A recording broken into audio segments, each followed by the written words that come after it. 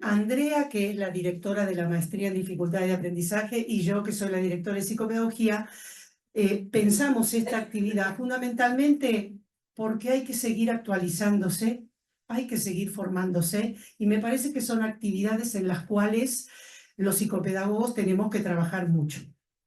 Entonces, por eso está acá la licenciada Montserrat García, que realmente es una persona que ha trabajado mucho con el tema de la lectura, y entonces, bueno, nos parece bueno que pueda hacer la presentación de su libro. Yo voy a hablar del currículum de la licenciada. Es licenciada en psicopedagogía, perdón, en psicología por la Universidad de Barcelona, tutora de prácticas de grados y posgrados de psicología y pedagogía de la Universidad de Barcelona y de la Universidad Oberta de Cataluña, especialista en detección y tratamiento de las dificultades de lectura, presidenta de la Asociación Avesadari para el estudio y tratamiento de las dificultades de aprendizaje, creadora del método Glyphing para la evaluación y tratamiento de las dificultades de lectura y la enseñanza y entrenamiento de la lectura en general, y directora de Glyphing SL. Acerca del Glyphing, es un método que permite entrenar las habilidades lectoras a través del juego. Glyphing está indicado para cualquier edad, desde los primeros años de acceso a la lectura hasta la edad adulta, y con el objetivo que leer sea divertido y así acercarse al éxito académico y personal que todos merecemos. Así que le doy la bienvenida acá a la USAL, a la Facultad de Psicología y Psicopedagogía, y es un gusto tenerte. Muchas gracias. Bueno, buenas tardes. Bueno, buenas tardes a los que nos están siguiendo por Zoom. Como dijo Marisa, es un honor tenerla hoy acá a Montserrat García en el marco de esta apertura del segundo cuatrimestre de la maestría en dificultades de aprendizaje. Y bueno, quiero agradecer también al doctor Alberto Gatti, que es docente de la maestría, quien nos hizo la vinculación con Montserrat, aprovechando la visita por Argentina. El libro creo que es muy interesante porque nos invita, digamos, a pensar cómo acompañar el abordaje de las dificultades de aprendizaje desde una mirada muy actual y necesaria como son las neurociencias, pero también orientado no solamente al trabajo educativo, sino a los padres, a la familia. Y esto es muy importante porque muchas veces cuando estamos en los marcos educativos y clínicos también tenemos que trabajar con la familia dando orientaciones para acompañar esos procesos de aprendizaje. Y no es fácil o no hay muchas publicaciones que estén dirigidas también a los padres. Entonces me parece que este es un valor importante del libro. Así que bueno, creo que va a ser una actividad muy rica en cuanto al intercambio, y les vamos a pedir a las personas que están siguiéndonos por Zoom que cualquier duda o de cualquier dificultad tecnológica nos los hagan llegar por el chat, y que después va a haber seguramente un espacio al intercambio y también por el chat nos hacen llegar sus intercambios y dudas. Así que bueno, bienvenida Monse, y te dejamos en la presentación. Muy bien. Bueno, muchas gracias a los que estáis aquí y también, evidentemente, a los que estáis al otro lado. Y yo empiezo. No sé a qué hora... Las 5 estaríamos terminando. Vale, muy bien. Vale. Bueno, voy a ir rapidito porque seguro que hay muchas cosas que ya las sabéis. ¿Vale? Yo escribí este libro porque la verdad es que este libro empezó siendo un curso, o sea, no era un libro, era un curso. Y nosotros tenemos ya un libro que nos editaron en el 2016 sobre el método Glyphing, ¿no? Que es lo que da un poco pie a todo esto. Y la misma editorial, ¿no? que estaba, que había editado el primer libro, me escribió y me dijo: veo que estáis haciendo este curso que me parece muy interesante, he estado en la presentación del curso, ¿tú lo podrías escribir el curso? Y a mí me gustan mucho los retos y me gusta mucho un poco de presión, ¿no? Porque soy de aquellas personas que si no tengo nada de presión, pues a lo mejor me muevo poco. Si demasiada presión, igual exploto, ¿no? Bueno, como casi todos.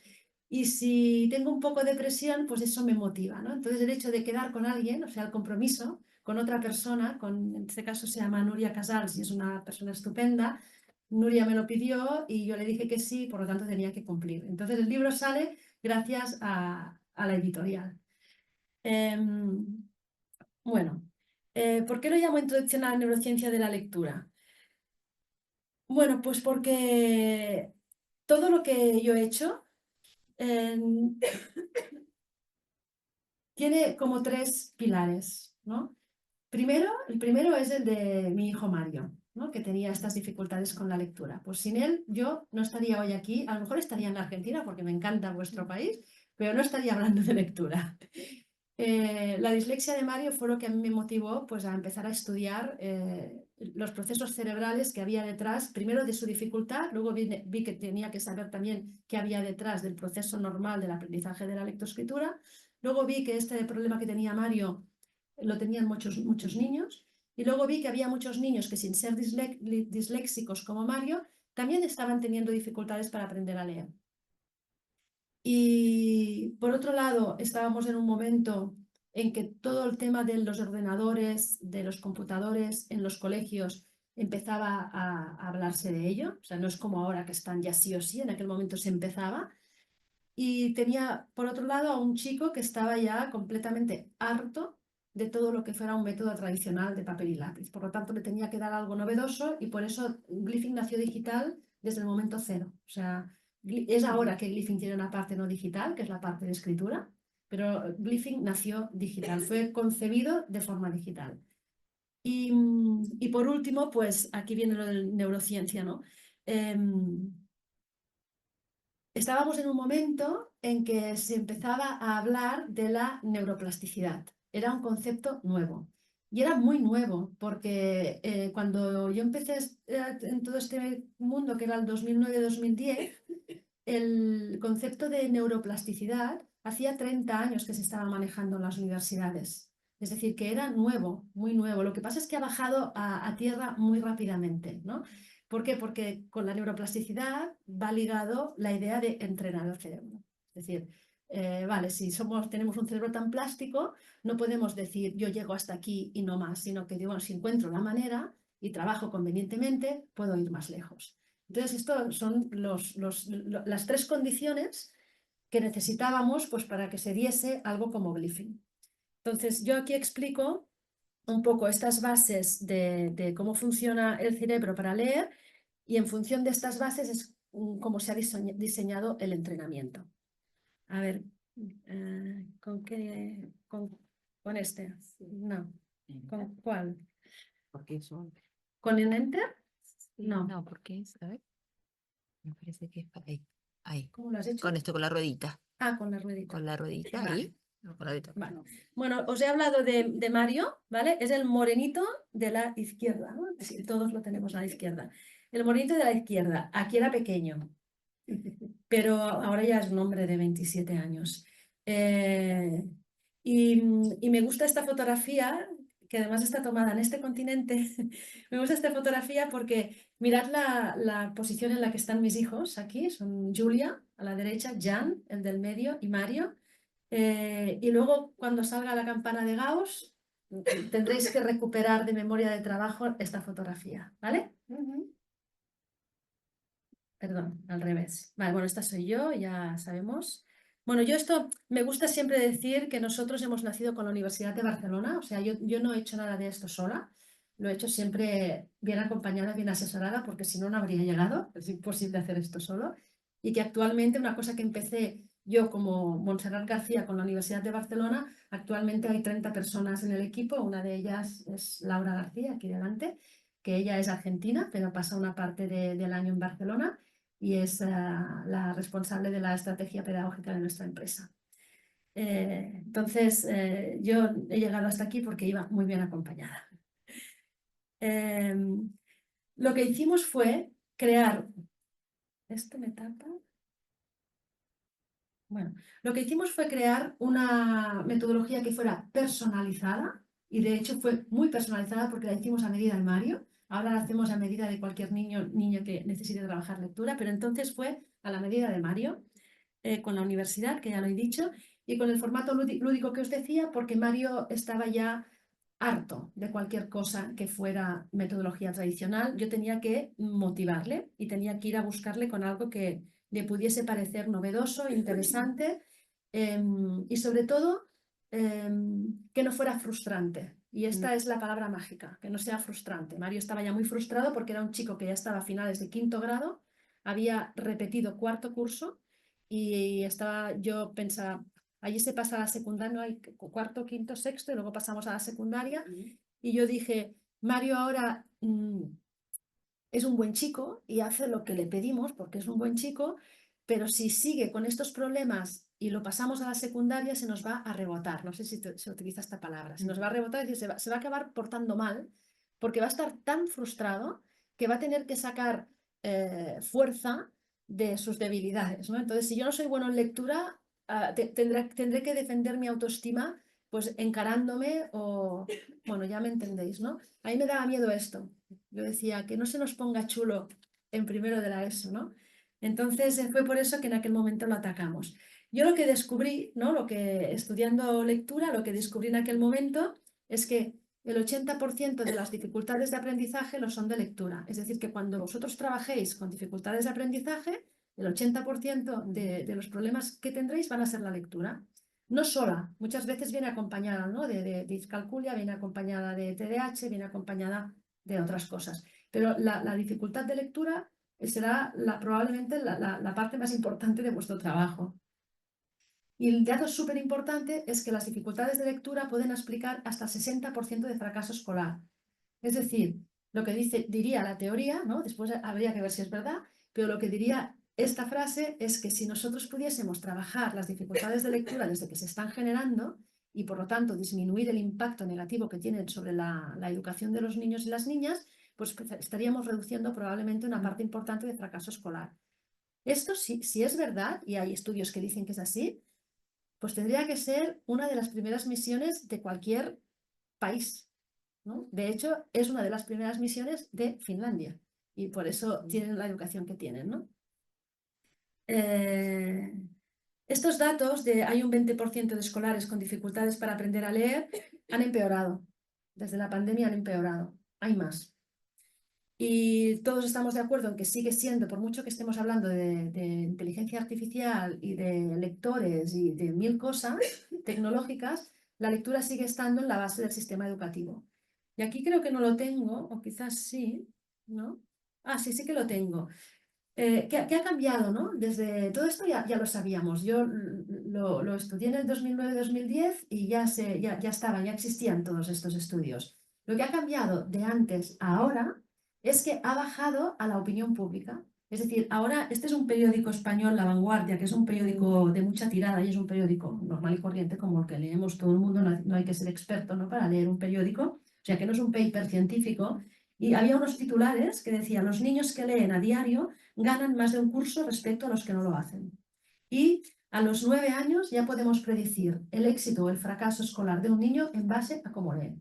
Es decir, es tan importante, tiene tanto peso el cómo leemos que nos va a determinar si vamos a triunfar en el mundo escolar, porque de éxito no quiere decir que eres el primero de la clase, ¿eh? Éxito significa que el sistema escolar no te expulsa, sino que tú puedes ir continuando con tus metas e ir a por más, ¿no? A medida que pasan los años. Vale, bueno, ¿qué es leer bien? Pues podríamos hablar muchas horas, ¿eh? Pero como lo tenemos que hacer corto, y lo tenemos que hacer corto también porque nosotros nos dirigimos a los consultorios, pero nos dirigimos también a las escuelas. Entonces, las escuelas no pueden estar dándole muchas vueltas a las cosas porque tienen el tiempo limitado. Bueno, todos tenemos el tiempo limitado, pero en los colegios hay muchos niños y por lo tanto muchas veces necesitamos tener, más que evaluar, hacer un screening. Entonces nosotros hacemos un screening donde se mide la velocidad, la precisión y la comprensión. Y esto es lo que hay que medir cuando medimos lectura. Precisión es palabras correctas, ¿no? Velocidad, palabras correctas leídas por minuto, y comprensión, cuánto has entendido de esto que has leído. O sea, es bastante fácil de decir, luego hay que hacer las pruebas y tienen que ser válidas y tenemos que tener baremos, etc. Vale, a mí esta diapositiva me gusta mucho y es un poco un resumen, ¿no? Del libro, porque, repito, hay que profundizar en todo y esto es un taller introductorio, pero a mí me gusta como poder, Cuando tienes una marea de cosas, hay muchas variables, me gusta intentar resumir unas cuantas para tener como un punto de partida. O sea, porque cuando tú hablas de dificultades de aprendizaje, dificultades de lectura, te puedes perder en muchísimas variables y en muchísimas casuísticas. Pero si lo puedes como ir metiendo en grupos, tienes como cómo empezar a trabajar, ¿no? Por ejemplo, aquí hay 1, 2, 3, 4, 5 puntos. Yo el punto primero, hace unos años no lo ponía, porque era como que no era necesario. El punto primero era falta de escolarización o de asistencia al colegio. Al menos en mi país, eso no se daba mucho. Se podía dar en alguna comunidad concreta, bueno, pero era muy raro. A partir de la pandemia, la falta de escolarización y asistencia al colegio se ha convertido en un problema. O sea, hay muchos niños que están respondiendo como si fueran disléxicos sin serlos, pues porque no han ido lo suficiente al colegio en una época en que se tenían que alfabetizar. Entonces se están comportando con unas dificultades de lectura muy grandes sin que tengan un problema neurobiológico para ello, ¿no? Entonces este es uno. Es lo primero que hay que mirar, pero claro, dices que hay niños que llegan a sexto y no leen. Bueno, pero han ido al colegio, porque si no han ido al colegio, que tenemos que empezar de cero, ¿no? Ahora, han ido al colegio y no tienen ningún problema neurobiológico, está fallando el colegio. ¿Tienen algún problema neurobiológico y han ido al colegio? Bueno, pues no han tenido las adecuaciones necesarias. O sea, hay que ir como quitando capas, ¿no? Y haciendo preguntas y con la respuesta adecuada vamos a encontrar dónde tenemos que actuar.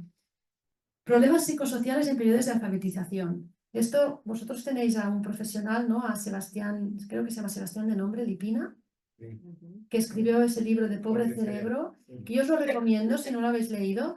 Es un poco pesado en el sentido de que es un libro que está lleno como de estudios y entonces es un poco denso, pero al final lo que se entiende muy bien es que si un niño nace en un entorno psicosocial muy pobre, pobre incluso de nivel físico, es un espacio que puede ser a veces muy vulnerable, es muy difícil que pueda desarrollar los mecanismos cerebrales que se necesitan de base para poder aprender cosas, que es la atención y la memoria de trabajo.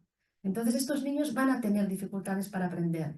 Y no es que hayan nacido con un cerebro que no funcionaba bien, es que se han desarrollado en un ambiente que no propiciaba el desarrollo, valga la redundancia, de estos mecanismos cerebrales, ¿no? Entonces, él lo explica súper bien, vale la pena leerlo para entender cómo a veces en algunos entornos tenemos tantas dificultades de lectura y otras dificultades.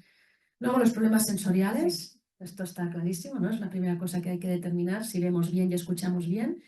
Y luego ya entran los trastornos cognitivos, que son pues lo que vosotros estudiáis en el máster, ¿no?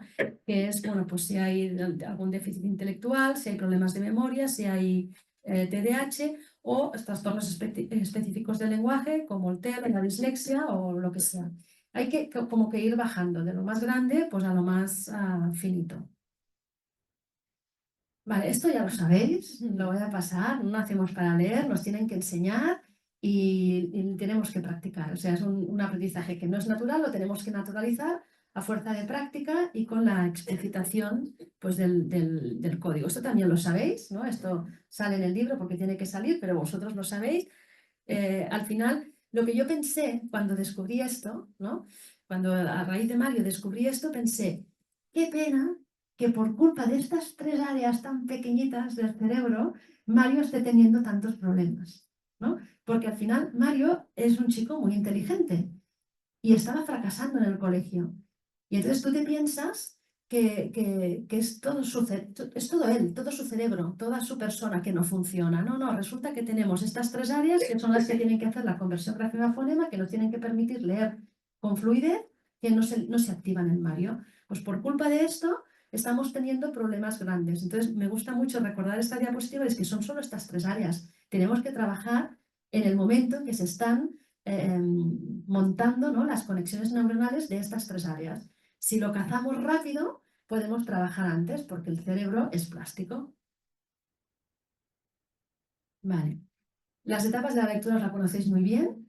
El problema que tenemos muchas veces y que tenemos, por ejemplo, con los sistemas globales de enseñanza de la lectura es que nos saltamos la etapa fonológica. Y la etapa fonológica es crucial, es decir, no nos la podemos saltar. Si nos la saltamos es cuando los niños, algunos aprenden a leer solos a los 4 años y saltan de la etapa pictórica, hacen la etapa fonológica. Ellos adquieren esta velocidad y luego entran en la etapa ortográfica y no nos hemos ni dado cuenta. Esto es lo que a veces ha hecho pensar que los niños ya madurarán, ¿no? Igual que hay niños que a los 4 años han hecho este camino, otros lo harán a los 5, otros lo harán a los 6.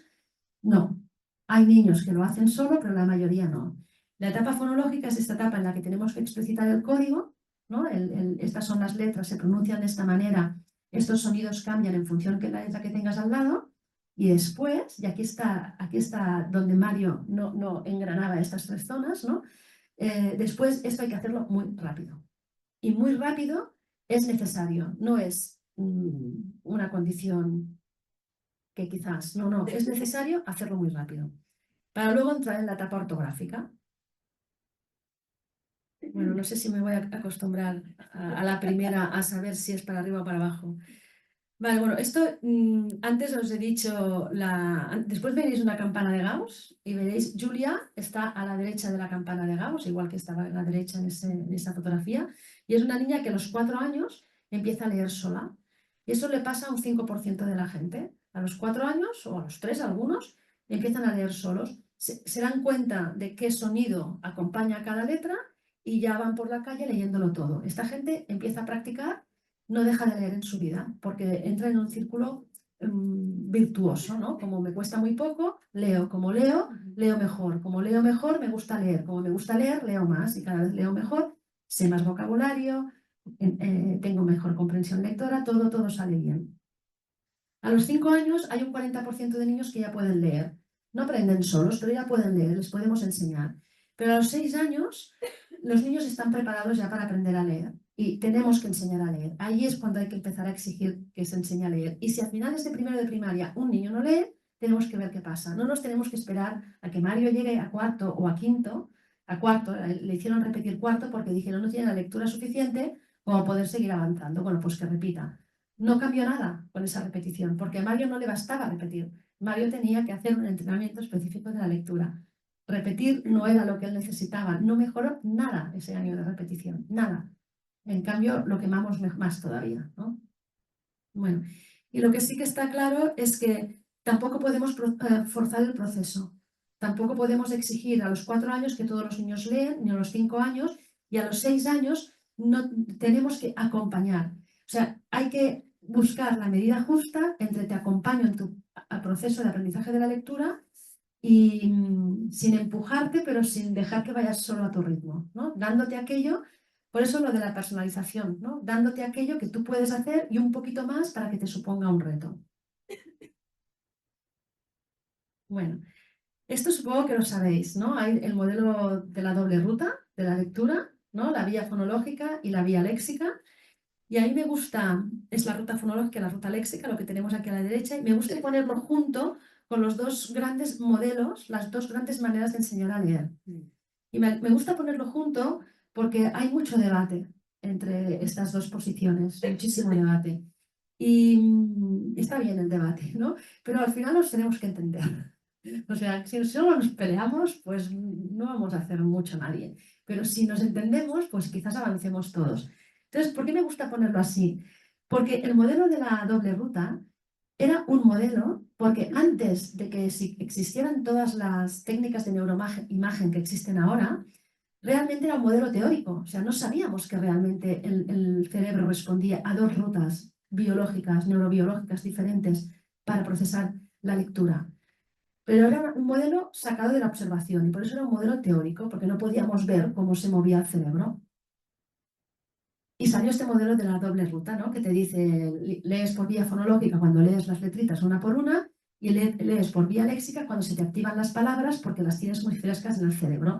Todos los humanos leemos por las 2 vías, ¿no? Yo leo por la ruta léxica porque soy una lectora experta, pero cada vez que me sale una palabra nueva, tengo que volver a la ruta fonológica porque si no, no la podría leer. Por eso hemos dicho antes, no nos podemos saltar la ruta fonológica. Vale. A mí me gusta pensar, ¿no? Que es muy bonito que un modelo teórico haya sido ahora reafirmado con la neuroimagen. Con la neuroimagen hemos visto que realmente existen estas 2 rutas. Y me parece todavía más bonito que antiguamente, que no había neuroimagen, y que no había el modelo de la doble ruta, ya se habían diseñado dos maneras de enseñar a leer. Porque una manera, ¿no? Los métodos analíticos, los métodos fonológicos, los que van letrita a letrita, los que hacen lo que yo he dicho que hay que hacer, ¿no? Se basan en esta ruta fonológica. Y los métodos globales se basan en la ruta léxica. ¿Qué es lo que sabemos ahora, ¿no? Que necesitamos empezar por la ruta fonológica. Y luego llegaremos a la ruta léxica, que sería lo que busca el método global. Por lo tanto, yo más que pelearnos entre los métodos sería, tenemos que llegar al segundo, pero tenemos que pasar por el primero. Es mucho más fácil. La evidencia científica nos dice que es mucho más fácil y que no nos dejamos a nadie fuera. Mario se saltó la ruta fonológica porque era donde él tenía el problema, pero como tenía mucha memoria, intentaba memorizar todo lo que podía. Pasó de la etapa logográfica a la etapa ortográfica. Evidentemente, cuando le salía una palabra nueva, se la inventaba. Y bueno, pues si se acerca un poco, igual entiendo lo que leo, y si no se acerca, pues ya me he perdido. A ver si no hago la primera. No. Yo creo que en la última diapositiva la voy a hacer bien. Bueno, esto es solo un ejemplo, lo explico muy rápido. Si miráis las últimas columnas, la columna roja y la columna verde de la derecha, tenemos baremos, ¿no? Estos son palabras por minuto y tenemos que en primero de primaria la mínima estaría en 7. La mínima estaría en 7 palabras por minuto, quitando a aquellos niños que todavía no leen en primero, que hay muchos, ¿vale? Pero la máxima está en 84. Esto quiere decir que están conviviendo en la misma aula aquellos que todavía no leen, aquellos que leen solo 7 palabras por minuto, luego vamos subiendo toda la escalerita, con aquellos de 84. Si buscáis en la media, que es la franja azul, 84 es una cifra que está en la media de entre tercero y cuarto. Esto quiere decir que las maestras se encuentran en el aula, aquellos que no leen nada, aquellos que están empezando a leer y aquellos que están con una lectora de tercero o cuarto.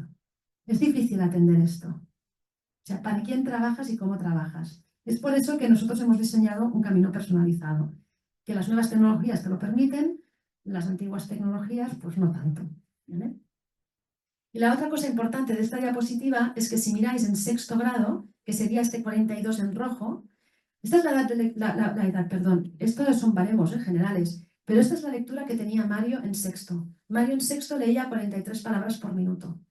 Es decir, los niños que leen 7 palabras por minuto en primero, si no hacemos nada contundente, intensivo, personalizado y sistemático, llegan a sexto leyendo 42 palabras por minuto. Imaginaos tener que estudiar las materias de secundaria leyendo 42 palabras por minuto, que es la media, no llega a la media de segundo, estás entre primero y segundo. O sea, llegas a la secundaria leyendo como un niño de primero. O sea, tú estás desahuciado. O sea, el sistema escolar te echa. Tú no puedes seguir con esa lectura.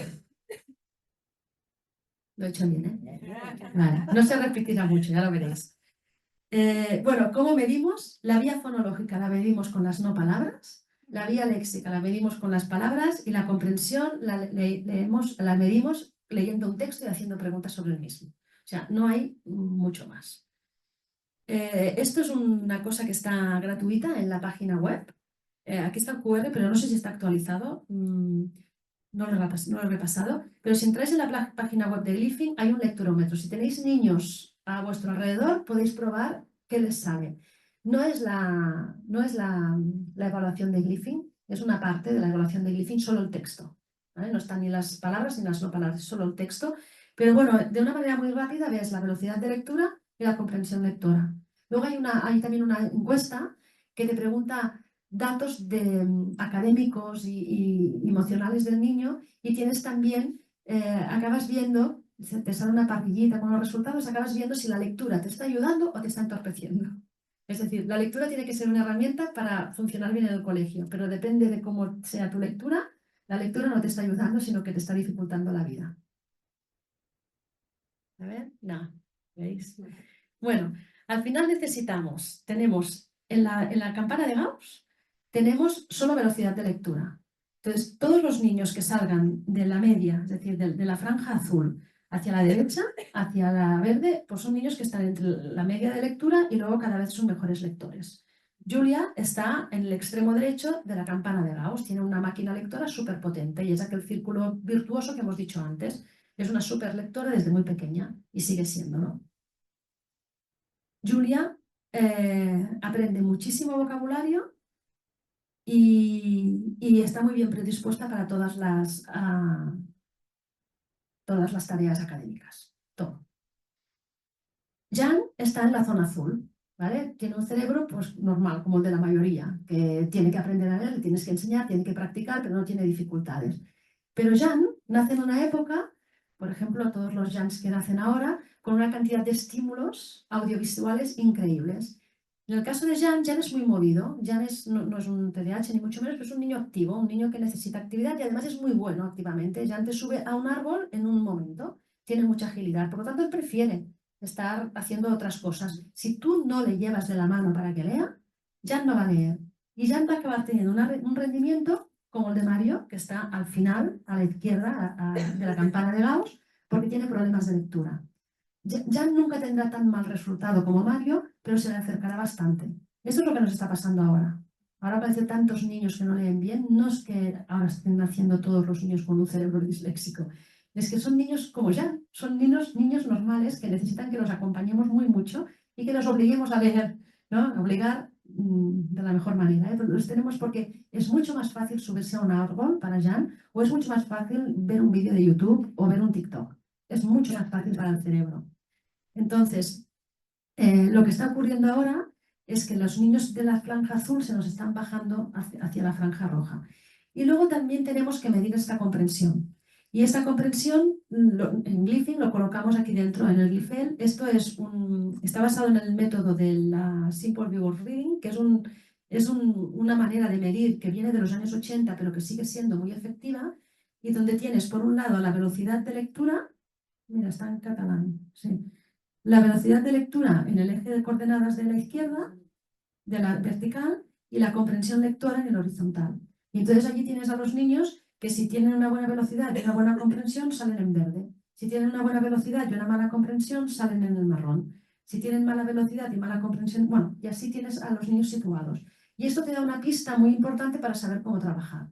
Porque muchas veces nos olvidamos de trabajar la fluidez, pero es que la fluidez está en la base de la posterior comprensión. Si no tienes fluidez es difícil luego tener comprensión. Vale. Esto para mí es lo más importante de todo lo de hoy. Y sería que poniendo como dos grandes grupos, dos grandes subprocesos del proceso de la lectura, estaría la parte de la descodificación y estaría la parte de la comprensión. ¿Vale? La parte de la descodificación es esta que hemos dicho de activar la vía fonológica, y aquí es un microproceso, son solo aquellas 3 áreas del cerebro que hemos visto. Es una tarea de bajo nivel, quiere decir que no requiere intelectualidad. Aquí es cuando decimos leer mal no tiene nada que ver con la inteligencia, se puede leer mal y ser muy inteligente. Es un proceso que tenemos que automatizar, es un proceso automático, y aquí está el kit de la cuestión, y es que cuando el cerebro automatiza un proceso, deja de necesitar recursos atencionales para dedicar a este proceso. ¿Vale? Es lo de ir en bicicleta o cambiar las marchas de un auto. Tú lo haces sin pensar, porque lo has automatizado. La lectura, esta parte de la lectura de la descodificación se puede automatizar. Cuando la automatizas, liberas recursos cognitivos para dedicar a la comprensión. Pues esto es así de fácil. Entonces, cuando hay alguien que diga, sí, lee muy despacito, pero no pasa nada porque entiende, no, es que leer despacito va a acabar siendo un problema. Tenemos que activar esta lectura más rápida. Vale, esto lo dice Stanislas Dehaene, que es esto que acabo de decir, pero aquí está explicado en sus palabras, ¿vale? Y aquí vuelve a ser lo mismo. Está explicado en sus palabras, lo que nos dice es que tenemos que enseñar la conversión de las letras en sonido, como lo que he venido diciendo. O sea, hay mucha evidencia y hay mucha gente que sabe mucho que lo está diciendo. Y ahora, esta es una parte que es lo mismo de antes, ¿no? Cuando os he dicho, hemos hecho 5 grupos para poder ir bajando, aquí es un poco lo mismo. Ahora siempre se habla problemas de comprensión, y podemos hablar horas, ¿eh? Podemos hacer un máster sobre los problemas de la comprensión, pero no todo el mundo tiene que hacer este máster, ni todo el mundo tiene que saber tanto. Y de esto va un poquito el libro, ¿eh? El libro yo empiezo en la introducción, empiezo diciendo, no es necesario que todo el mundo sea un súper experto, pero sí que todos tenemos que saber un poco, ¿vale? Para no ir ciegos. Entonces yo en esas ganas de saber ese poco indispensable sin que seas un experto, pues hago estos grupos de cosas, ¿no? Entonces, causas de una comprensión deficiente. Pues uno de ellos, lo acabamos de decir, es la lectura lenta. Otro es el déficit de la memoria operativa. Es decir, si yo leo algo y luego tú me preguntas, y yo a lo mejor lo he entendido, pero no recuerdo lo que he leído, tú vas a decir que yo no he comprendido. Me va a salir que yo no comprendo. Bueno, pues hay que ver si no comprendo o no me acuerdo. Mala integración de las claves sintácticas, falta de conocimiento previo y falta de estrategias de comprensión. Ahora lo desgranamos un poquito y ya estamos en la recta final. Vale. La lentitud ya lo hemos hablado, ¿vale? Cuando yo leo muy despacio, tengo esta falta de memoria también, antes hemos dicho recursos atencionales y también memorísticos, y por lo tanto puede ser que yo no recuerde lo que he leído porque he tenido muchas dificultades en descodificar y por lo tanto una lectura muy lenta. Esto está probado, ocurre, y por lo tanto leer lento es una causa de no entender lo que estoy leyendo. Un momento. Vale, entonces, ¿cómo hacemos para Ay, mira, claro, no está activado porque lo he pasado a PDF para no tener problemas. Esto era un vídeo, pero lo podéis ver, creo que está en la web. Lo podéis ver. Este era un vídeo donde he puesto diferentes actividades, ¿no? De cómo trabajamos la velocidad. ¿Por qué hay que trabajar la velocidad? Si trabajo la velocidad solo con palabras, Mario se las aprende de memoria, todas. Y tú vas a decir, muy bien, Mario está leyendo muy bien. No, Mario ha memorizado todo lo que le has dado. ¿Vale? Pero yo para que realmente Mario esté utilizando la vía fonológica para poder leer cualquier cosa que se le presente en la vida, le hago leer no palabras. ¿Vale? Entonces aquí hay carreras de motos con las no palabras, hay carreras de muchas cosas, hay marcianitos, hay juego de baloncesto, hay no sé qué más hay. Hay auto de choques, burbujitas, hay muchos juegos para poder trabajar la velocidad de lectura. Vale, otro punto. No, estoy repitiendo porque voy atrás. Vale, puedes tener, esto es Daneman y Carpenter, no sé si los habéis estudiado. Bueno, Daneman y Carpenter hay que conocerles porque son dos psicólogos y son los únicos que han ganado un premio Nobel, no de psicología porque no hay premio Nobel de psicología, sino de economía. Y esto no tiene nada que ver con la lectura, pero os lo explico porque para que veamos cómo va la vida, ¿no? Ganaron un Nobel por decir, ¿no? Por darse cuenta de que las personas no tomábamos decisiones de forma racional. ¿Sabes que somos animales racionales? Estamos en la cúspide de la creación.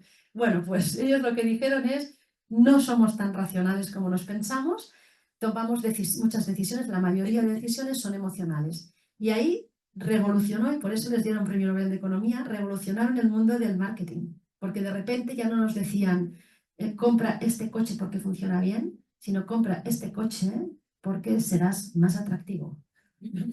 O sea, fuma estos cigarros porque serás más libre. O sea, empezaron a darnos ese tipo de consignas que hay que poderlas leer bien y luego poder hacer inferencias para darte cuenta de que eso es mentira, ¿eh? Te lo puedes creer, pero es mentira.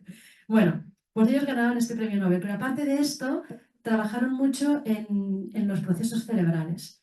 Y ellos hablan mucho de las dificultades de comprensión por problemas de memoria, lo que os he dicho antes. O sea, hay mucha gente que no está recordando lo que lee. Puede ser que sea porque lea despacio, puede ser que sea porque lea demasiado rápido y puede ser que sea simplemente porque tiene dañada. Por ejemplo, los niños con TDAH normalmente tienen problemas en la memoria de trabajo. Pues muchas veces no están entendiendo, pero no porque no entiendan, sino porque es que no se acuerdan de lo que han leído. Esto hay que mirarlo, porque hay diferentes maneras de trabajarlo en función de lo que resulte. Bueno, me lo paso porque esto ya lo sabéis, que hay diferentes tipos de memoria y la memoria de trabajo es necesaria para la lectura, para las matemáticas y para prácticamente todo. Por lo tanto, si tú tienes mala memoria, difícilmente en el colegio tienes buenas notas. Y de hecho, los talentos académicos son gente que no solo tienen buena memoria, pero tienen muy buena memoria. Muy buena memoria. Yo tengo mi madre que era la primera de la clase, mi madre. Pero mi madre todavía ahora, con sus 89 años, tiene muy buena memoria. Pero muy buena memoria. ¿Qué hace? Mi madre puede calcular de cabeza cifras muy largas. Pues porque tiene una memoria de trabajo súper potente. Vale, esto ya lo hemos dicho, tengo que ir hacia el otro lado. Bueno, aquí había un vídeo de esto, nada, es un memory, de cómo se trabajan es un memory se puede hacer con Glyphing, se puede hacer con lo que se quiera. Lo que pasa es que en Glyphing hay cantidad de memories. Hay memories que son de imágenes, o sea, de dibujitos. Hay memories que son de palabras, memories que son de no palabras, memories que son de números, memories que son de operaciones matemáticas, porque como estamos trabajando memoria de trabajo, lo trabajamos de muchas maneras diferentes. Vale, lo de la mala integración de las claves sintácticas. Esto es un poco más difícil de trabajar. En Glyphing lo trabajamos, pero es un poco más difícil de trabajar en Glyphing. Esto es darse cuenta de cómo va la relación entre las diferentes palabras y cómo va la relación entre las diferentes partes de la palabra. Yo creo que aquí lo más... Glyphing lo trabaja, pero para mí lo más importante es analizar frase por frase con los alumnos. O sea, frase por frase. Yo creo que nos hemos olvidado de hacer esta parte. O sea, damos por hecho que si lo lees lo tienes que entender y no tiene por qué ser así. Trabajar qué significa esta parte de la frase con un pero, o esta frase con un qué, o esta parte de la frase con un y, o con un sin embargo, trabajar esto oralmente con los niños, creo que es la mejor manera de trabajar las claves sintácticas. Y finalmente, pero muy, muy, muy importante, ¿no? El otro día en Rosario muchos ponentes hablaron de esto, ¿no? Conocimiento previo. Y el conocimiento previo hay que tenerlo en cuenta. O sea, tú, si no sabes cuál es el contexto mental del niño, no puedes saber si está comprendiendo, si no está comprendiendo porque le falta comprensión o porque realmente no puede conectar aquello que está leyendo con nada porque en su mapa mental eso no está. Yo evalué una vez a unos niños de un colegio del Extrarradio de Barcelona, que es un colegio donde todos los niños son gitanos. Ellos son pues, de un círculo social, digamos, muy determinado, con un sistema cultural muy propio y muy ajeno al nuestro a veces. Y en la evaluación todo ocurría dentro de una librería. Creo que era tercero de primaria. Bueno, yo me di cuenta, evaluándoles, que creo que había 2 niños que sabían lo que era una librería. O sea, no habían ido nunca a una librería, no habían oído la palabra librería. Es imposible. ¿Cómo puede ser que un niño en Barcelona no haya oído Pues en aquel contexto, vale, pues no entendían nada. ¿No entienden nada? Bueno, es que les estás hablando de algo que no saben de qué va. O sea, si no sabes lo que es la librería, no sabes que en la librería hay libros, pues tú no entiendes lo que está pasando ahí dentro. Bueno, esto es un ejemplo muy exagerado, pero estas cosas pasan. O sea, ¿qué tienes tú en la cabeza para saber si tienes herramientas aquí dentro? Que herramientas son principalmente el vocabulario y luego esas claves sintácticas, ¿no? Para entender de lo que te estoy hablando. Y finalmente, bueno, esto nada, esto simplemente es un chiste, el de la derecha es un chiste de contexto, ¿no? De conocimiento previo. Ahí va ese Pitágoras otra vez. Vale, pues claro, tienes que saber quién es Pitágoras y tienes que saber qué es la hipotenusa, ¿no? Y tienes que saber que fue él el que la describió, ¿no? Entonces, pues si no, no lo entiendes. Y esto pasa con los chistes, ¿no? ¿Es uno más inteligente que otro que entiende los chistes? No, hay chistes. Bueno, hoy había un chiste en un grupo de WhatsApp del trabajo para lo que estamos organizando para mañana. Alguien ha contado un chiste, pero porque tenía que ver con algo que estaba pasando, ¿no? Y lo ha relacionado con un chiste. Y luego yo me he encontrado con una compañera del trabajo de aquí, Elisenda, que me dice, me ha hecho mucha gracia, pero la verdad es que no lo he entendido, porque le faltaba una parte del contexto. Entonces le digo, sí, Elisenda, es esto. Ah, claro, entonces se ha reído todavía más. Elisenda es una persona muy inteligente, pero no podía entender ese chiste porque le faltaba una parte de contexto. Pues ya está. Y lo otro, nada, lo otro es algo que me gusta explicar de que estamos todo el día leyendo y no solo leemos palabras, sino que leemos imágenes. Y todo lo que vemos lo tenemos que procesar igual. ¿Alguien podría decir lo que es lo de la imagen de la izquierda? ¿Alguien se atreve a decir? ¿Se ve bien? Sí. ¿Alguien podéis decir cualquier cosa, ¿eh? No pasa nada si no lo adivináis. A mí me parece algo religioso. Muy bien, sí, algo religioso. Podría ser una tumba, pero no lo es. Podría ser, ¿eh? Podría ser una tumba. Hay una mano. Mira, justo la mano, Laura, no sé qué significa. No me preguntes eso. Justo la mano, no me acuerdo de qué significa. No, no es una virgen, pero bueno, algo religioso, porque aquí hay la orla alrededor de la cabeza. Es San Jordi, San Jorge. San Jordi, San Jorge es el patrón de Cataluña. Esto es la espada. Aquí debajo está el dragón. Esta es la princesa. Esto es el pueblo que San Jordi defendió a la princesa y al pueblo del dragón. Y la mano tengo que buscarlo, Laura, porque la verdad es que no me acuerdo qué significa la mano. Puede ser para medir cuán grande es Sí. el tamaño de la mano. La medida del hombre. Bueno, esto hay que leerlo también. Y falta contexto. O sea, yo porque sé lo que es, porque esto está en una puerta de un palacio episcopal de Barcelona y San Jordi para nosotros es una figura muy importante porque es el día 23 de abril, ¿no? Y no sé si lo sabéis, que en Cataluña regalamos, es la fiesta de los enamorados de Cataluña, es el día de San Jordi. Y es una fiesta muy bonita porque toda la ciudad, todas las librerías salen a la calle y todas las editoriales, entonces toda la ciudad y todas las ciudades y todos los pueblos de Cataluña están llenos de libros. Lo tradicional es que el chico le compra una rosa a la chica y la chica le compra un libro al chico. Lo que ocurre ahora es que nos compramos todos todo, ¿vale? Porque yo también quiero mi libro y yo a mi marido también le regalo la rosa. Y nada, y a mis libros, a mis hijos les compro siempre un libro, a veces no lo leen, pero yo les compro. Y es una fiesta, si algún día viajáis a Barcelona el 23 de abril, no os la podéis perder porque es una fiesta muy bonita. Vale, y ya está. Y la aplicación de estrategias. Y también se tienen que enseñar que la aplicación de estrategias, muchas tienen que ver con lo de las claves sintácticas. O sea, qué, cuando hacíamos, no sé si se hace todavía sintaxis en los colegios. Y que tú te pasas un año haciendo sintaxis, la odias. Bueno, yo no, a mí me gustaba. Pero es una asignatura muy odiada. ¿Te gustaba? Te encantaba porque tenías facilidad. Yo también. Nos gusta lo que nos cuesta poco, ¿no? Pero a mucha gente odiaba la sintaxis. Pero aunque me gustase, yo me preguntaba, ¿y esto de qué sirve?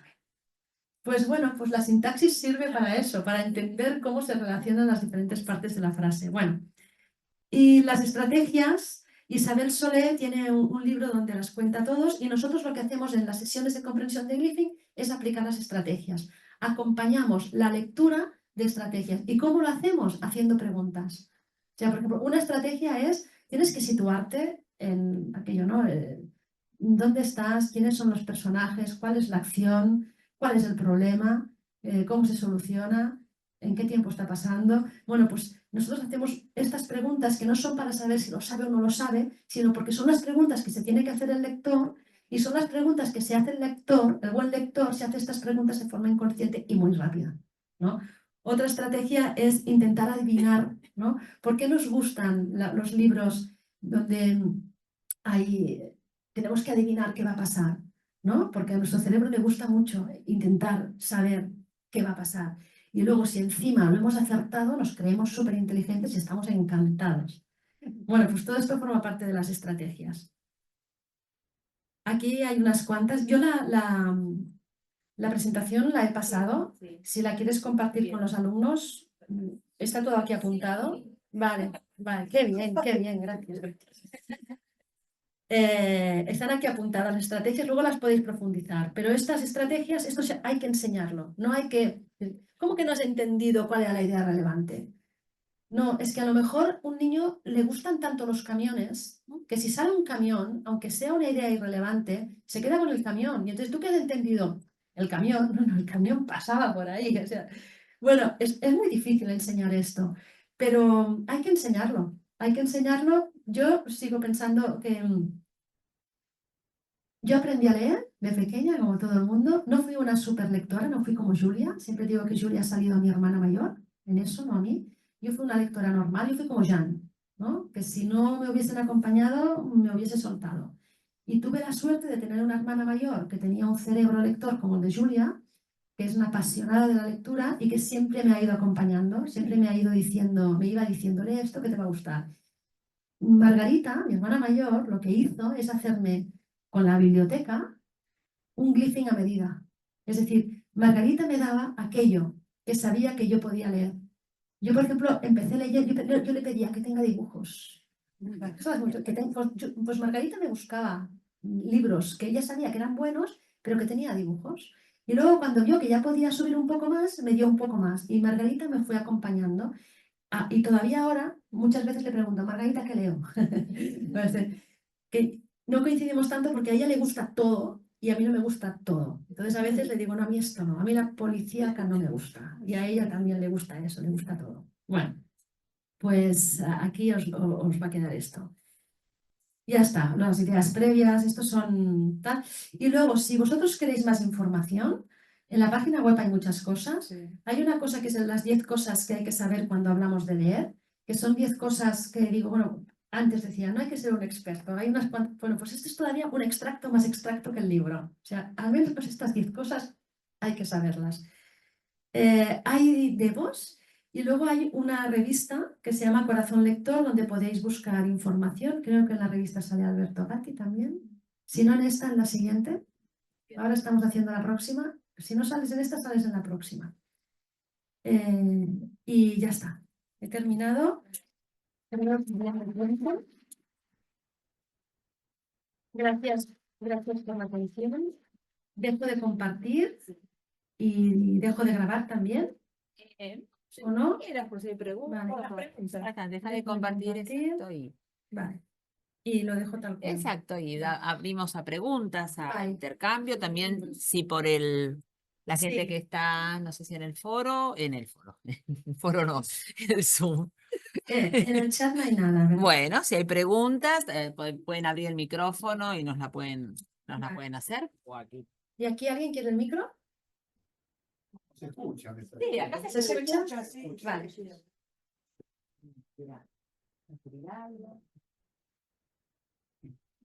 Sí, para ver. Por Tal vez decir, por la gente no te va a escuchar la gente del Zoom. Voy a acercar el micrófono por la gente del Zoom. bueno, ya lo tengo más cerca, así que.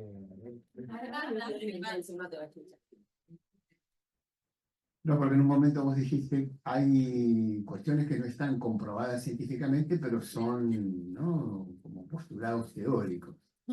Por ahí en el avance de la ciencia, cuestiones que fueron planteadas como, bueno, una cuestión teórica, en realidad son verificadas.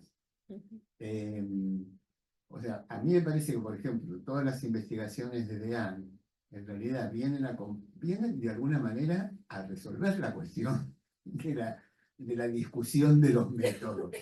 Eso es importante tenerlo claro, ¿no? Porque a veces hay gente que plantea, bueno, a ver, ¿qué evidencia científica hay, ¿no? En este momento hay evidencia científica que un idioma, inclusive como el español, tan transparente, realmente es obstaculizarle el camino a los chicos en el proceso de alfabetización inicial si no trabajamos con la ruta fonológica. Y en ese sentido hay evidencia científica que dice, este es el mejor camino. O sea, ya hemos saldado la discusión sobre los métodos, ¿no? Tenemos claro qué método hay que seguir. Así que bueno, ese es un comentario. A ver, ¿alguien más que quiera hacer una pregunta? Cuando escuchaba esto, que como un poco hablamos en la trastienda, ¿no?, de mi experiencia y mi recorrido mucho en colegio, ¿cuánto a veces dejamos de lado la cuestión fonológica en la escuela? ¿Sí? Y me ha pasado mucho, ¿no?, de ver chiquitos en una etapa donde lo fonológico, digamos, mostraba algún vericueto, alguna dificultad, y esto no, bueno, pero ya va a pasar, pero... Y después era peor, ¿no? Entonces digo, me parece que esto volver, coincido con lo que dice Alberto, que no hay discusión en cuanto a los métodos, pero cuánto hay que detenerse cuando estamos en el aula y con los docentes, que lo fonológico requiere esa mirada, esa escucha y trabajarla, ¿no? Porque es el momento donde, bueno, le podemos dar al niño herramientas o le podemos allanar el camino que sigue, ¿no? Y no esperar a la finalización de un primer ciclo que acá sería el primero, segundo y tercer grado.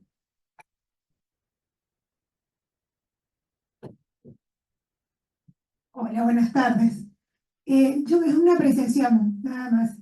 La importancia que tuvo la familia en usted, su hermana mayor, y la importancia que tiene la familia en los chicos de hoy, de el gusto por la lectura, por ejemplo, ¿no? Cuando tenemos familias, de donde yo vengo, hay familias que no, los papás, la mamá no saben leer, analfabetos. Entonces, ¿cómo cuesta por ahí, ¿no? Poder hacerle gustar a alguien lo desconocido, ¿no? Me quedé pensando en eso, que la verdad que es un trabajo como profundo, el poder contagiar a otros de algo que permite abrir conocimiento, aprender, ¿no? Entonces me quedé pensando en eso. Sí. Quería hacer una cosa de esto. Mi padre nació en la época de la Guerra Civil Española. Y entonces, y su padre vino de Andalucía y pertenecía a una familia muy pobre. El padre de mi padre no sabía leer, pero conoció a mi abuela, que sí, que era una señorita de Barcelona que había ido al colegio y tal, y le enseñó a leer a su marido. Mi padre aprendió a leer, pero fue poco al colegio. Y fue poco al colegio porque durante la guerra no pudo ir al colegio y porque después su padre se dedicaba a reconstruir puentes que habían caído y mi padre iba de ciudad en ciudad pues con su familia. Y en aquella época, como la educación no era tan importante como ahora, si él llegaba a medio curso, ya no le dejaban entrar en el colegio. Esto ya era después de la guerra. Ya no le dejaban entrar en el colegio. Entonces mi padre perdió muchos años. Entonces mi padre sabía leer y mi padre ha sido un gran lector, ¿eh? Y es una persona muy inteligente. Pero tuvo poca oportunidad. Y mi padre es un gran lector y es una persona con muy buena capacidad de razonamiento. Es decir, que las condiciones sociales y familiares son muy importantes. El otro día estaba dando, Ariel Cuadros estaba dando unas cifras un poco desesperantes. Yo espero que estén equivocadas esas cifras. O sea, que yo creo que la escuela puede hacer mucho. La escuela puede hacer mucho. Porque si no, podríamos cerrarla. Es decir, si la escuela no es capaz de darle a los niños aquello que en su casa no les pueden dar, no hace falta que, o sea, cerremos el colegio. O sea, sí, es más difícil. Y de hecho, esto está clarísimo, ¿no? Nosotros tenemos un estudio de Glyphing que lo hizo la Universidad de Barcelona y lo que lo hicieron es buscar 3 niños de primero, segundo y tercero de primaria de 3 grupos socioeconómicos diferentes. Niños de escuela pública de barrio marginal de las ciudades, ¿vale? Medio y alto. Todos, y trabajaban con Glyphing, todos mejoran. Mejoran más los de alta clase social, socioeconómica. Pero ¿sabes por qué? Hacen muchas más sesiones Glyphing. O sea, lo que correlaciona no es la cantidad de trabajo. Claro, estos niños llegan a su casa y a lo mejor pues pueden leer con sus padres. Estos niños a lo mejor el fin de semana se van a ver un museo y aprenden muchas palabras, y etcétera, ¿no? Y los otros niños, pues a lo mejor en su casa no pueden leer, pues porque a lo mejor sus padres no saben. Bueno, esto en España creo que pasa muy poco, pero pues a lo mejor no tienen internet, no van a poder hacer Glyphing, o no tienen un dispositivo, no van a hacer Glyphing, o no tienen a nadie que se pueda sentar a su lado a hacer Glyphing con ellos. Entonces, la diferencia era esta. Pero si no era por la cantidad de sesiones, todos mejoraban con el entrenamiento. Entonces, yo lo que digo siempre es, yo a veces voy a colegios donde realmente el entorno es complicado y entonces, claro, es que claro, es que la familia, claro, y yo digo, bueno, si la familia es difícil, más motivos nosotros para esforzarnos más. O sea, más motivos para darle el espacio que necesita, porque además el resultado es mucho más satisfactorio. O sea, un niño que lo tiene todo y que tú le haces pasar de aquí a aquí, que ya estaba aquí arriba y le haces subir, claro que nos gusta a todos. Pero un niño que lo tiene muy difícil y tú consigues que salga de ahí, hombre, eso te regala energía para funcionar un buen rato, ¿eh?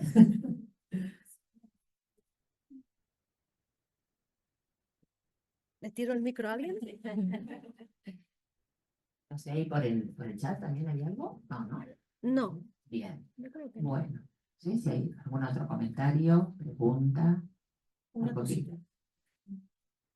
En base a lo que recién decís, yo me quedé pensando que, digamos, siendo psicopedagogos es fundamental trabajar con la familia, con el niño y con la escuela. Porque en realidad, en muchos casos, por lo menos estoy hablando acá de Argentina, ¿no? Como que hay muchos docentes que dicen, bueno, los psicopedagogos no se acercan tanto, mandan un informe. El informe es importante, tiene que estar, pero el trabajo que uno puede hacer con los docentes, hay muchos docentes que a lo mejor están muy bien predispuestos, no saben cuál es la estrategia. Y cuando se trabaja en conjunto y se incluye a los padres, a mí me ha pasado de papás que dijeron, bueno, queremos hacer esto otro porque lo está ayudando.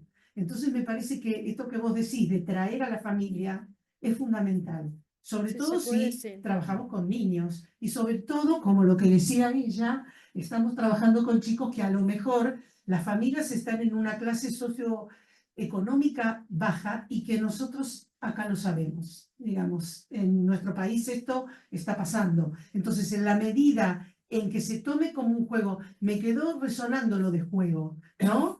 Que el chico lo viva como un juego y no como una obligación, no como algo que sí, como decías de tu hijo, que ya estaba harto de todo lo que le estaban enseñando, porque el juego es lo que forma parte de la vida del niño.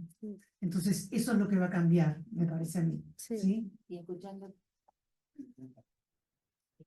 esto que dice Marisa y de la escuela, digo, qué bueno esto, ¿no? Estos programas, estas herramientas para pensar que la escuela tiene que trabajar esto, tiene que permitirse el espacio y el momento, que no es solamente el contenido curricular, ¿no? Porque esto también nos ha pasado, vuelvo a decir, en mi experiencia de trabajo institucional de muchos años, costaba, ¿sí? Cuando uno veía algo de esto, cuando tenía la posibilidad de llevar a la escuela estas posibilidades, de encontrarse a veces, bueno, no, pero ¿en qué momento lo va a trabajar la maestra? O no, porque entonces si se deja, si este niño tiene esta ayuda o va a trabajar de esta manera, ¿qué pasa con el contenido curricular?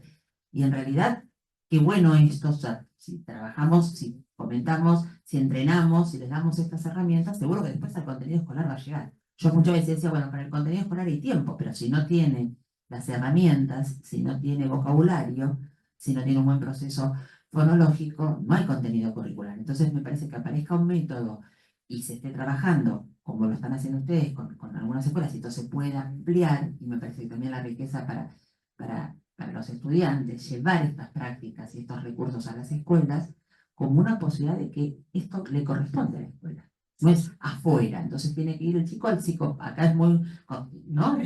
Muy común, no, la escuela no hace, esto tiene que ser afuera, pero como hablábamos también antes, ¿no? Los chicos están 8 o 9 horas adentro de las escuelas hoy, entonces después va a salir a la escuela y además va a ir a la fonoaudióloga, y además a la psicopedagoga, y además, ¿sabes? Bueno, no, ahí, ¿Qué tal? Buenas tardes. No, y algo muy interesante también me parecía esto de personalizado, ¿no? De que la escuela también pueda empezar a reconocer a los alumnos que tiene y no quedarnos en este discurso de que son 40 y que hago con 40 o 30 o los que sean, y poder hacer ese seguimiento y acompañar el proceso del niño en el momento en el que está. Algo muy interesante que me quedó también que dijiste es darle desafío justo. ¿No? No darle algo que sea muy sencillo que me termine aburriendo, ni tampoco algo tan complejo que no lo puedo abordar, ¿no? Entonces, el poder hacer una mirada un poco más personalizada también va a permitir que sea el desafío justo. El desafío para que salga con el entusiasmo de, ah, es esto, con el entusiasmo de lo pude lograr, y ahí es el niño el que lo va a compartir con la familia. Y ahí es la familia la que lo va a mirar distinto al niño y le va a habilitar el espacio de la lectura que quizás no estaba habilitado, ¿no? Sí, Me hizo esa reflexión.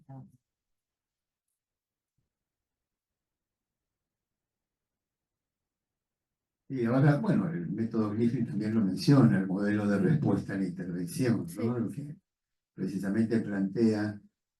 Porque, a ver, hay que tener en cuenta que los docentes son docentes de grupo, ¿no? Eso también uno tiene que tener cuidado, ¿no? De que yo trabajé también muchos años como orientador y era necesario, sí, el trabajo con el docente, de poder también poner sobre la espalda de los docentes cosas que puedan sostener, porque la variabilidad a 36 alumnos tiene su límite, ¿no?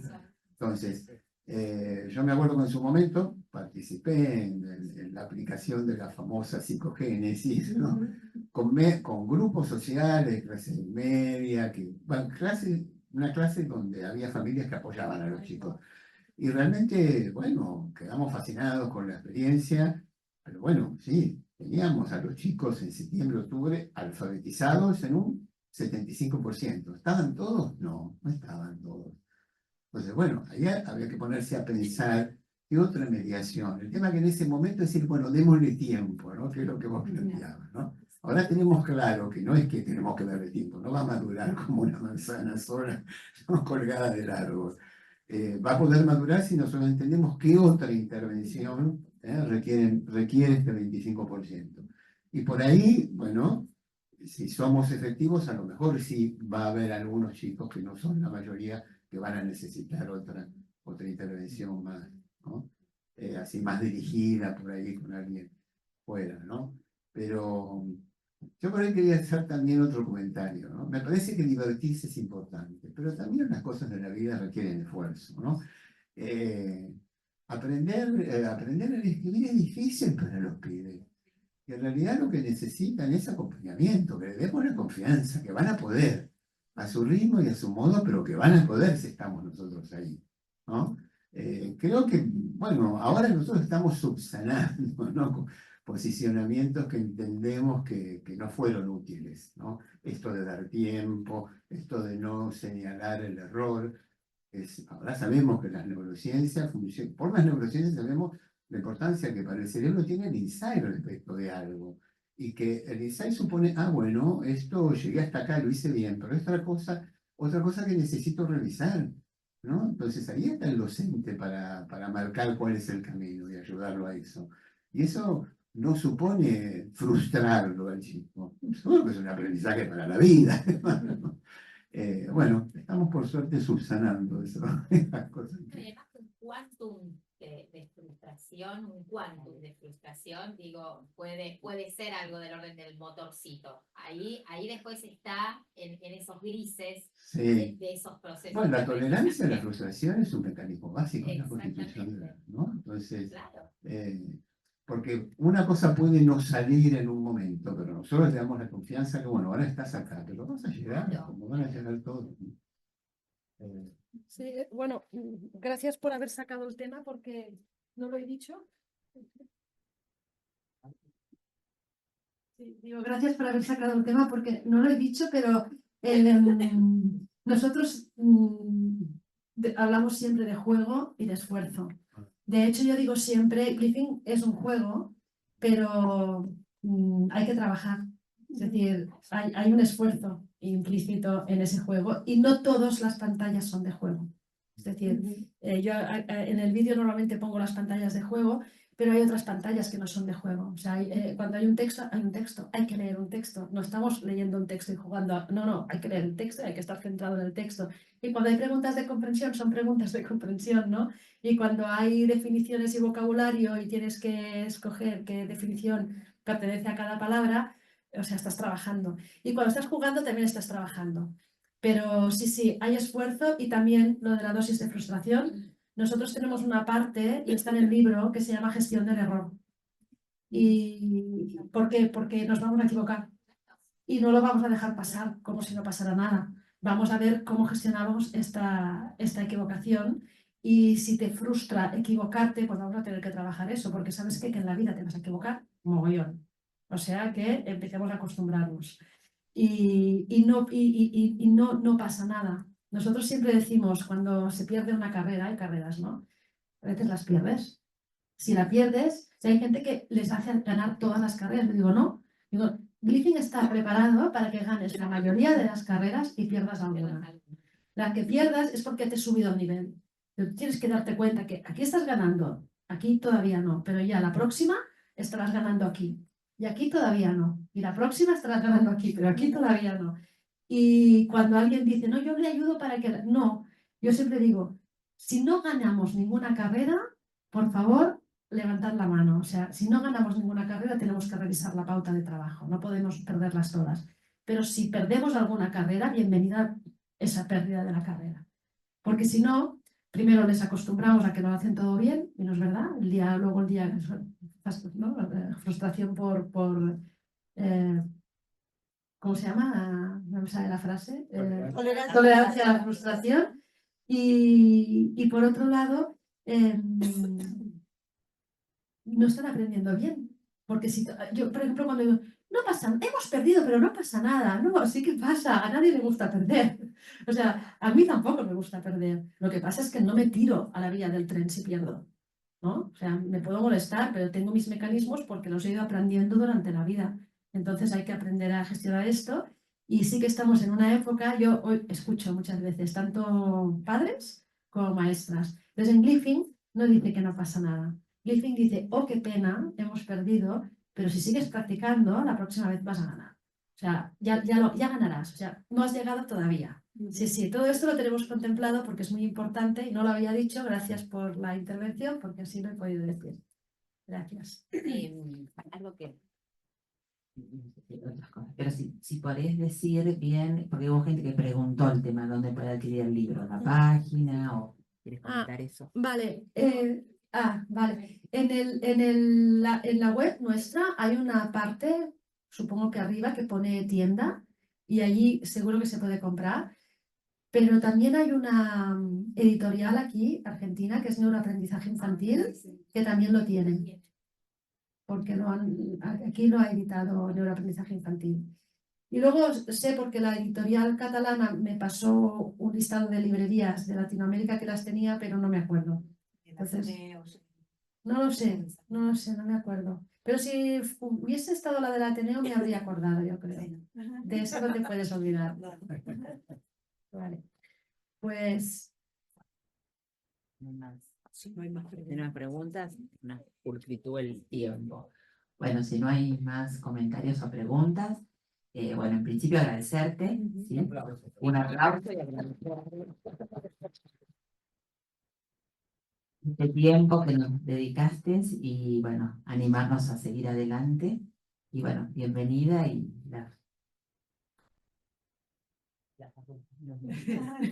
La Facultad de Psicología y Psicopedagogía agradece muchísimo porque realmente ha sido una exposición en la cual clarificó un montón de situaciones que son importantes tenerlas en cuenta, sobre todo porque la lectura es algo que nos transporta, creo yo. Entonces, que los chicos puedan, ¿no? Según como vos dijiste, según su ritmo, a su tiempo, algunos lo van a lograr antes, otros después, pero el acompañamiento es muy importante. Así que muchísimas gracias. Gracias a usted. Gracias. bueno, agradecemos también a los que están en Zoom y bueno, los esperamos en alguna otra actividad. Muchas gracias.